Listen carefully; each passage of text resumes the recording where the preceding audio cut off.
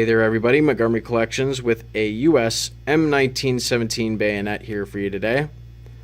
I'm going to go over some of the maker's markings and a little bit of the history, a couple things you need to note about this particular bayonet.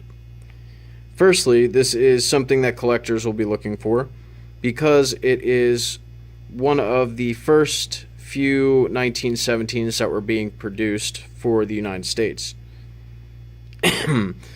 The British were having P13s made by the United States, and when World War I rolled around, the United States needed some new bayonets, and they decided to buy the P13s from the British because the British had so many of them, I suppose. The way you can tell is on the right ricasso here, you will see the Enfield inspection marking right there, and it has been hatched out, and then the US stamp right below it. On some of these, you will see there's a peening or a ball peening. It has been peened out. You'll have the US stamp over here sometimes.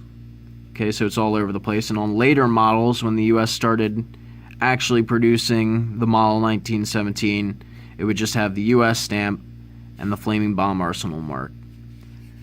Let's take a look at the left ricasso here. Further evidence of it being a P13 or a former P13 is the pattern mark, 1913, up there. And your manufacturing date there is April or May 1917.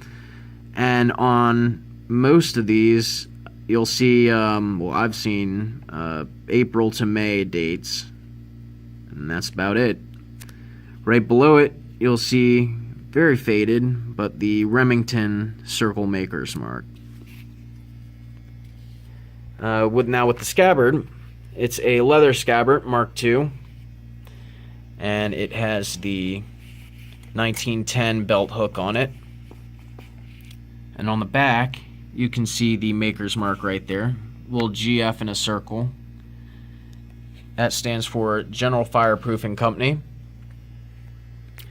Another thing to note about this particular bayonet is if you've ever seen a British model 1907, which if you collect bayonets, you should have, you put them next to each other and you'll note they look almost exactly the same.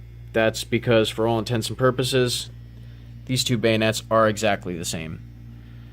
Now, the only differences are subtle. The 1907 has a clearing hole. This one does not.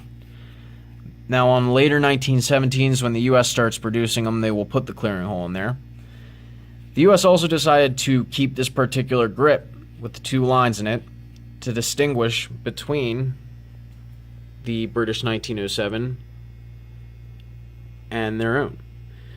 So that's about it for the M1917. Thank you for watching, and if you're interested in bayonets, I have many other videos on my channel. I'm making a few individual videos going over the maker's marks and things like that. Again, thank you for watching. This is Montgomery Collections.